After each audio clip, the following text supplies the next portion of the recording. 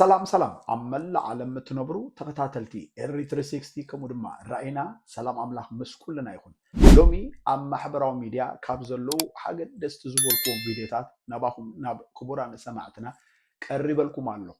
أبز محبراو ميديا مچم أمحرنيا كزاربو بزي مخالوم زتواردو سبات اللو አዲስ አበባ ነው። ሰላም ኩራት ምትዛዛችን እንደናችሁ ሰላም ናቸው። ሄይ ሰላም بزهونا جن انتايم مخجبر كمزي حدا جزي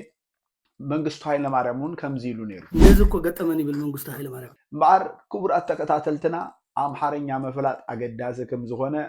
ተረዲእዎም አለው ማለት እዩ ግን መጀመሪያ ናይዝ ፕሮግራመይ ክገብራ ደለ ዘለኹ አብ ማእሰርቲ ዝነበረ ተጋዳላይ ብርሃነ መፍቱሑ ስለሰማዕኹ አዝዩ ደስ ይልኒ እንኳ ሓጎሰኩም ክብለኩም ደሊ ከም ሓደ ደላይ ፍትሒ ሓደ ሰብ በሐሳቡ ክንሙግቶ በሐሳቡ ክንካትዖ በሐሳቡ ናብ ሐሳብና ክንገዝኦ ደአምበር ክቅተል ክእሰር ትምኒትን ድሌትን የብልናን ክህልወና ድማ ይግባን ስለዚ አብዝናይ ደንበ ፍትሒ ኤርትራውያን ግን ከምዚ ዓይነት ትርኢታት አሎ እዩ እስኪ ንተዓዘብ እጅታይ ተሪፎም አለው ሰአልትዶ ተዋሳዕትዶ ሙዚቀኛታት ዝበሃሉ ሓሰው ተሪፎም አለው ንሕና ብኤሮጳ ክነግረካ ዝኸበርና أكيدنا تودينا نفرح للسعر برجعنا حمد استعوته نفرح للسعر سبعة يكون سوي أوست نبر فرحي سوي أبعد شباب دي أبو جاندا خا كل حساو كم زي لكم حشو شو خايتوا حساو مخانو زفلتكم لا ساعات أسأل متى بيلكم سبون توس خب ست أسأل متى بيلك سبون توس بك كاوسي تخبرها كست حساوي غايتوا بالعشق شو كلام حساو مخانو بزراغصكم لا ساعات أنصار فرحتك على سو خو بقى زي كلسي حساو إلى مخمزي كانت تفلطوني دحال أسأل متى بيلكم سبون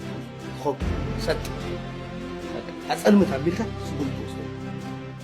بقى كاوسي تخبري امبار كم سمعكم مي أبزي أم حبراو ميديا بزوح زربا بمزراب زفلت حونا أتسميهم አድቢኹም ከም ዝግበሩ ክብል ሰሚዕና ዛስዋይ ኣብዚ ደለይት ፍትሒ ደለይት ዝመስሉ ዓምስቲ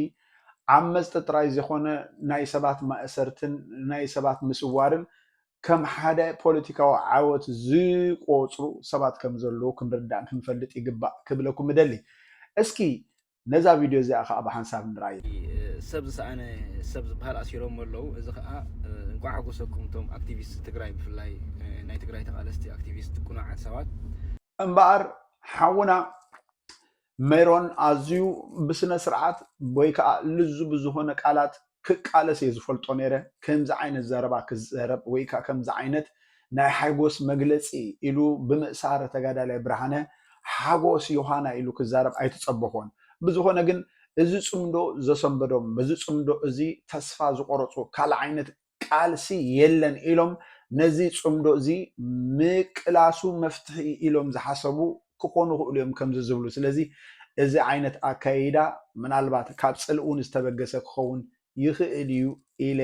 ይሓስብ ብናተይ ስለዚ እዚ ዓይነት ኣቀላልሳ ጌጋ እዩ ክንመርጾ ይብልናን ክብለኩም ደሊ ናብ ዝቕፅል ቪድዮ ክንከይድ ከለና ከዓ ኣብ ማሕበራዊ ሚድያ ብብዙሕ ሰባት ተቃውሞ እንፈልጦ ሚኪ ኣምቼ ዝበሃል ከዓ ብዛዕባ ማእሰርቲ ተጋዳላይ ብርሃነ ዝተዛረቦ እስኪ ንስማዕ እዩ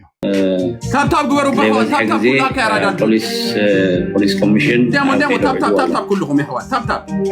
ፀጥታ ሓይልታት ትግራይ ህዝቢ ትግራይ ሚድያታት ትግራይ ድምፅኩም ክተስምዑ ኣለኩም ኩላትና ድምፅና ክነስምዑ ኣለና ሓውና እዚ ተጋዳላይ እዚ ዕርቀ ሰላም ይሰብዩ እኩያዊ ስራሕ ይሰበኸን ሕማቕ ነገር ይሰበኸን ፅልኢ ይሰበኸን ፖሊስ ኮሚሽን has no reason to detain ተጋዳላይ ብርሃነ he has no reason ተጋዳላይ ብርሃነ ገርገርግስ ጉዳይና አይኮነን ያራዳ ልጆች ጉዳይና አይኮነን ናዕና ህዝቢ ትግራይ ግን ንፉዓት ከምዚ ምግባሮም ፀጥታ ናይቲ ሃገር ብጣዕሚ ጎበዝ ንፎ ምክንያቱም ጠገለደ ይብሉ ቦታታት ኬድካ ምርኻብ تايترغو هجي نتعول سيدكو ترديكالو ديت منغس يدحلو امبر حزب ايرتراكو حانيق فرق مبلون حانيق رازي فرق مبلنا ينيرنا جن ات منغس يدحلو دلو كالك يمسلكو امبار كم سمعكم موي ازي كوتور زخون تصلئلو بفصوم مس حزب تግራይ ውን ፍቅር ዘለዎ አይመስለንን ስለዚህ ነዚ ጽልእ ንበይኑ ተሰኪሙ ክነብር ተኮይኑ ንዑ ዝምልከት ግን ህዝብ ትግራይ ህዝብና እዩ ህዝብ ኤርትራ ህዝብና እዩ ዝብል ሰብ እዚ ጽምዶ እዚ ምናልባት ካብቲ ከምጻልና ዝኽእል ሰናይ ነገር ከይጎድል ምእንትን ንህዝብ ብጠቅም መንገዲ ክስራሕ ምእንትን ኩጉስገስ ክንገር ወይ ከሐሳብ ክነካፍል ጽቡቕ ምኾነ ነይሩ ነገር ግን ገለገለ ሰባት ግን ውልቃው ዝኾነ ጥሙሕ ጽልኦም ኣብ ፖለቲካ ኣምጽኦም ከሳሲዩ ብሰንኪ ምርኣይና እዚ ከምዚ ዓይነት ትሪኦ ክንርኢ ክኢልና ኣለና እሞ ካብዚ ብዙሕ ክንመሃር ግባአና ክብለኩም ደሊ ናብ ዝቕጽል ኪድ ቪድዮ ክንከይድ ከላና ድማ ኣብዚ ማሕበራዊ ሚድያ ብምፍካር እንፈልጦ ማሓረ ዝበሃል ሰብ እንታይ ከም ዝተዛረበ ከዓ እስኪ ንስማዓዮ ህወሓት ጽምዶ ጌራስ ብመሬት ኣኮሎ ጉዛይ እንዳረገጸት ብመሬት ትርዲኻኒ ካብ ዓላ ጀሚርካ መሬት ኣኮሎ ጉዛይ ረጊጻስ ብሰንዓፈ ጌራስ ንዓድግራት እኽሊ ከተእቱ ወይ ንብረት ከተእቱ ኢልካ ትሓስብ እንድሕር ኣለኻ ኮንካስ ሞት ይብለካ ኣሎ በዓል ድሩ ኣብ ትሕቲ ጉድጓድ ኮይኖም ይብለካ ኣሎ ህወሓት ትርዲኻኒ በዓል ማጉላ ሓወ ቦታተይ ዋጋ ከፊሎም ዘምጽዎ ባሕሪ ትርዲኻኒ እሳ ሓሻሓሻ ክትብለሉሲ ሞት ሓይሽ ይብለካ ሶሳይት ክንገብር ኢና ሚካዕርኪ እመን ኣይተመን ይብለካ ሶሳይት ኣጥፊኻ ምጥፋስ ክንከይድና ይብለካ ኣሎ እዚ ሃገር ወይ ክትብተንያ ትርዲኻኒ ወይ ከዓ ስነ ስርዓት ገብራ እምበር ይብለካ ኣሎ ደብረ ጽዮን ንሕና ብሂወት ኮለና ቦታትና ዋጋ ከፊሎም ትሕቲ ጉድጓድ ኮለዉ 110 ሚልዮን ሒዙ ናይ ህወሓት ሓይሊ ዋጋ ዘኽፈለና ንዓና ትርዲኻኒ ኣብ ቦታትና ትሕቲ ጉድጓድ ኮለዉ እሳቶም ዝረግጽዋ ተኮይኖምሲ ሞት እዩ ትጽቡቕ ነገሩ ትማለት ትርዲኻኒ ነቲ ሓደ ቆንዳፍ ቡምባ ገይሮም ሓሸም ኣቢሎም ኣለዉ ተጋሩ ነገረካ በዛ ኣጋጣሚ ንስ ምስ ተኣውል ዘርኣኻዮ ንዑ ቡምባ ኤፍዋን ገይሮም ደቕዲቖምሉ ካብ ቁርብተይ ሳርቫይቭ ገይሩሉ ኣብ ሆስፒታል ኣሉ በሃል ኣሎ እምበር ከም ሰማዕኹም እዩ ብሰንኪ ጽምዶ ፍጹም ዝኾነ ጽልኢ ፍጹም ዝኾነ ተቃርኖ ወይ ከዓ ፍጹም ነዚ ጽምዶ እዚ ዝገብሩ ዘለዉ ዳርጋ ደቂ ደቃሉ እዩ ካብ ምባል ጀሚር እዩ ደቂ ደቃሉ እዮም ነዚ ነገር እዚ ይገብሩ ዘለዉ ምባል ኩሉ ስጋብ ዝኽእል እዩ ደፊሩ ዝዛረብ ብዝኾነ ግን በዚ ጽምዶ እዚ ዝኾነ ነገር ብኣኮሎ ጉዛይ ገይሩ ናብ ኤርትራ ናብ ትግራይሲ ዝኾነ ነገር ክሓልፍ ኣይነፍቅድን ኢና እዩ ዝብል ዘሎ እሱ ኣብ ኣሜሪካ እዩ ዝነብር እታ ኣኮሎ ጉዛይ ይኹን እታ ኤርትራ ኣብ ኢዱ የላን ብዝኾነ ግን ከምዚ ዓይነት ዘረባ ዝዛረብ ዘሎ እዚ እውን ሓደ መርኣያ ጽልኢ ከም ዝኾነ ክንፈልጥ ይግባአና نقصل استينا بزقصل فيديو أنا عاي تتحدث دس بلني مستقرأي نقول زمدنا سنتهي سيناريوهات كفتر خيل تحد جايمت سنتهي كمخسب على لنا إمبر مزيوم قلب بزعرة discrimination كنا زارة من دحر كوينا كمان أخذ إثراء إن العلي discriminate تقبر يلنكو لبي إثراء زبل ترجع ساب تقرأي يلن أبي إثراء يدلو لبي تقرأي ويواي قلب لبي تقرأي بهال ترجع تشيمه እዚህ በትድሆር ዝነበረ ተሓስባ መስፍናዊ ተሓሳስባ ናይ ኣብቲ ህዝብታት ዝነበረ ድንቁርና ዝተራእየ እዚ ክንመሃረሉ ይግባአና ክንመሃረሉ ተጋሩ ተጨቂኖም ተናዒቆም ቆማላት ተባሂሎም ተቃሊሶም እዚ ኣሰላልፋናቶም ወይቲ ሶሻል አሴትስ ናቶም ክብርታቶም እምበር ከም ሰማዕናዮ እዩ እዚ ሰማዕናዮ ከዓ ብእውነት ሓቂ እዩ ግን ኣብዚ እዋን እዚ ጽልኢ ከምጽእ ዝኽእል መሊሱ ነቲ ዘሎ ሕጂ ተስፋ ዝገበርናሉ ነገር ከረሓቕ ዝኽእል ሓሳብ ምልዓል ግን ግቡእ ኣይመስለንን ተኸኣልካ ተጸዋዊርካ ነገራት ከዓ ብህድኣት ኮፊልካ ዘቲኻ ነቲ ዝተጎደ ህዝቢ ብዝጠቅም መንገዲ ሓድሽ ፖሊሲታትን ሓድሽ ጽምዶን ስጋብ ዝፍጠር ነዚ ጽምዶ እዚ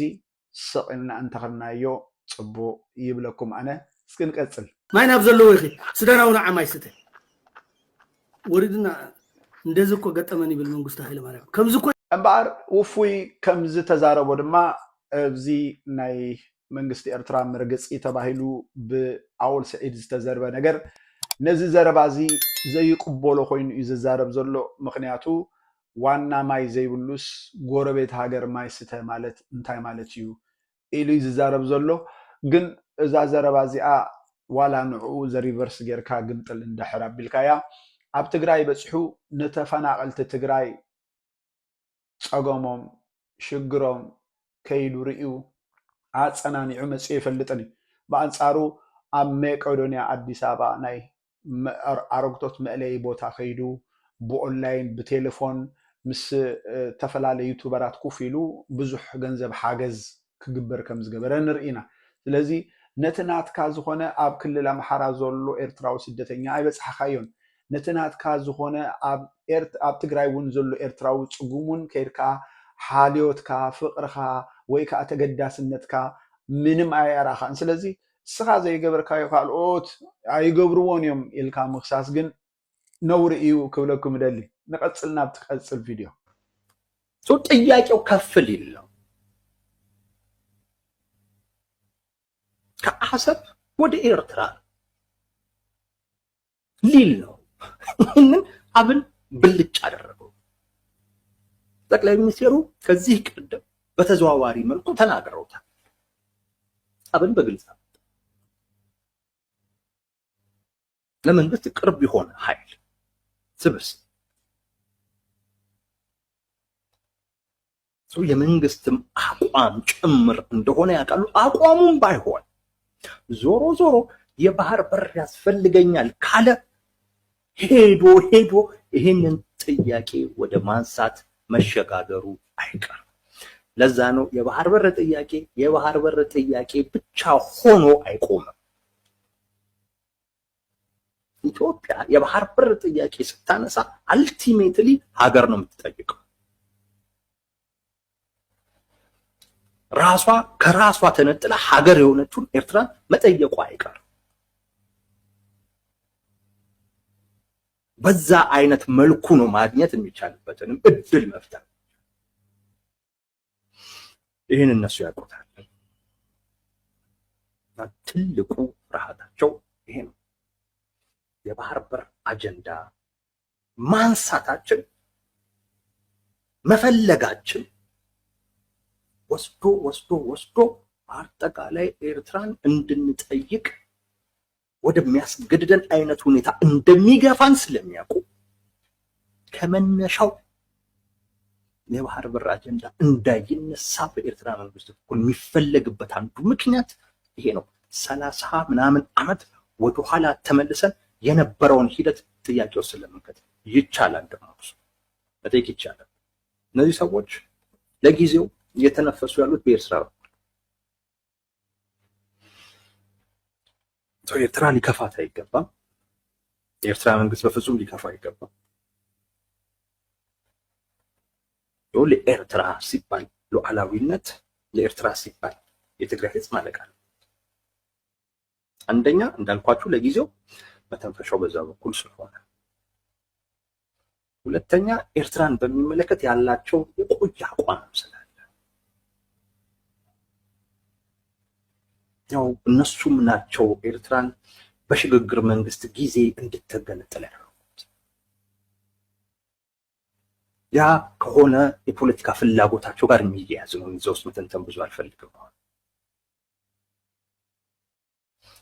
ያ ነገር እንዲቀለበስ ነው አይፈልጉም ቅድም ያልኳችሁ እዛ ሓውና ከዓ እንታይ ዝብል ዘሎ ድሌት አብይ አሕመድ ካብ ቀይሕ ባሕሪ ሰጊሩስ ኤርትራ ትበሃል ሃገር ከም ኤርትራ ክትቅፅል አይደልን እዩ ስለዚ አብይ አሕመድ ነቲ ናይ ቀይሕ ባሕሪ አጀንዳ ኤርትራ ተመሊሳ ናብ ኢትዮጵያ ንኽኣቱ እዩ ዝገብር ዘሎ ኢሉ ዝዛረብ ዘሎ ስለዚ ነዚ ከምዚ ዓይነት ዘረባ ሰሚዕኹም እንታይ ሓሳብ ኣለኩም እስኪ ኣብ ኮመንት ጻሓፉለይ ክብለኩም ደሊ نقصل اسكي ناب زقص الفيديو أنا أمارانين أنا تقرأي أنا إرتراوي سلام لإثيوبيا سلام تقرأي سلام لإرترا إذا فيديو زي أول كابتا دس زبلتني أب تقرأي كاب زرعوا بطعم تمسط كلها فيديو يا سادما تقرأي أمحارا إرترا يحواتنا سلام نزهزبي إيوم زبلو زلومو ሰላም ትደሊ ተኾንካ እወ ሰላም የድልየና ኢልካ ኣብ ታሕቲ ጽሓፍ ወዲ ሓወቦይ ንቕጽል ናብዚ ቪድዮ ወያኔ ሻዕቢያን ትበላና ከዛ ወያኔን ትበላለህ አንድ አማራጭ በሻዕቢያ ወያኔን ትበላና ከዛ ሻዕቢያን ትበላለህ አንድ አማራጭ ሶስተኛ የኢትዮጵያን የባህር ኃይል እና የባህር በር ንብረት ትመልሳል ሊግሊ ትከራያለህ ምናምን አላልኩም ተአምራት ነገራ ዝበላ ነገርያ እዚኣ ነመዘኻኸረ ኣምጼልኩም ዘለኹም መቸም ዘይትፈልጥዎ ኮይኑ ይኮነ ነገር ግን ነዚ ጽምዶ እዚ ዝቃወም ዘበለ ካልእ ምንም ኣይኮነን መሳርሕቲ ተአምራት ነገራ ክኸውን ዝደሊ ሰብ ጥራይ ምክንያቱ ብወያኔ ንሻዕቢያ ብሻዕቢያ ብወያኔ ጌርካ ንኽልቲኦም ምጥፋእ ዝብል ኣጀንዳ ዝድግፍ ተዘይኮይኑ ከም ተአምራት ነገራ ዓይነት ድሌት ዘለዎ ሰብ ትግራዋይ ይኹን ኤርትራዊ ጽምዶ ክቃወም ንቡር በቃ ንቡር በቃ ስለዚ እዚ ነገር ከዓ ኣይኸውንን ኢና ንብል ንቕጽል ናብዚ ቪድዮ እምበኣር ክቡራት ተኸታተልቲ ኤሪ360 ከምኡ ድማ ራእይና ምሳይ ስጋብ ሕጂ ብሓንሳብ ስለ ዝጸናሕኹም ክብረት ሃበለይ ኣብ ቀጻሊ ፕሮግራም የራኽበና ነዚ ቻናል እዚ ናብ ኩሉ ክበጽሕ ሼር ሰብስክራይብ እናገበርኩም ስድራ ቤት ናይዚ ቻናል እዚ ክትኮኑ ንላቦኩም ሰላም ንህዝቢ ኢትዮጵያ ንህዝቢ ኤርትራ እኔ አማራ ነኝ አነ ትግራዋይ አነ ኤርትራዊ ሰላም ለኢትዮጵያ ሰላም ለትግራይ ሰላም ለኤርትራ